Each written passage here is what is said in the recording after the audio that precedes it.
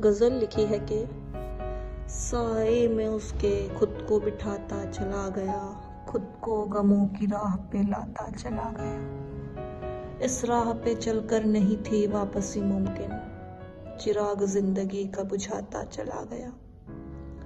नफरत सी थी तकदीर से जब से था वो हमसे जुदा, नफरत सी थी तकदीर से जब से था वो हमसे जुदा। रेखाओं को मैं अपनी मिटाता चला गया, जो भी मैं मांगता था वो हासिल ही ना हुआ, यूं हसरतों में आग लगाता चला गया। बर्बाद मोहब्बत में फिर कुछ इस तरह हुआ, दर दर की ठोकरें ही मैं खाता चला गया।